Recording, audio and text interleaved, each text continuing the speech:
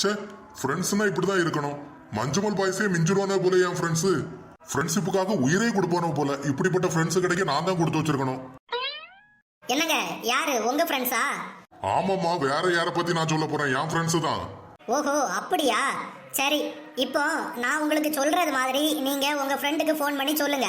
அப்ப தெரியும் உயிரை கொடுக்கிற ஃப்ரெண்டு யாருன்னு. என்ன சின்ன பொண்ணு, என் ஃப்ரெண்ட்ஸையே சோதிச்சு பாக்குறியா? சரி, அதையும் இன்னைக்கு நிரூபிச்சிருவோம். என்ன சொல்லணும்னு மட்டும் சொல்லு. இவ்வளவுதானே? இப்ப பாரு, முதல்ல ஒருத்தனுக்கு ஃபோன் பண்றேன். ஹலோ, மாப்ள, நான் கொஞ்சம் கடன்ல மூழ்கிட்டேன் பாத்துக்க. நீ கொஞ்சம் கைய பிடிச்சி அப்படியே மேல தூக்கி விட்டியன்னா ரொம்ப சந்தோஷமா இருக்கும். லே மாப்பிள, உனக்கு தான் என்ன பத்தி தெரியும்ல. நான் வாங்குற சம்பளத்தை அவ்வளோத்தையும் அப்படியே என் பொண்டாட்டி கிட்ட கொடுத்துருவேனே. என்கிட்ட ஒரு பைசா இல்ல மக்களே. என் பொண்டாட்டிட்ட கேட்டாலும் அவ சும்மா ஃப்ரெண்ட்ஸுக்கு செலவு பண்ணிட்டு இருக்கேன்னு ஏதாவது சொல்லுவா. வேற யார்ட்டையாவது கேளுனா தப்பா எடுத்துக்கிறாத. என்னாச்சுங்க, அப்படியே உடஞ்சு போய் நிக்கிறீங்க? இல்லம்மா, இவனுக்கு இன்னும் கல்யாணமே ஆகல.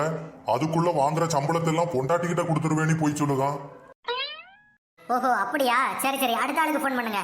ஹலோ, மாப்பிள, நான் தான் செல்லத்துற. லே மக்கா, நான் கொஞ்சம் கடன்ல மூழ்கிட்டேன் பாத்துக்க. நீ கொஞ்சம் கைப்பிடிச்சு அப்படி தூக்கி விட்டியன்னா நல்லா இருக்கும். மக்களே, எனக்கு குடும்பமா குட்டியா?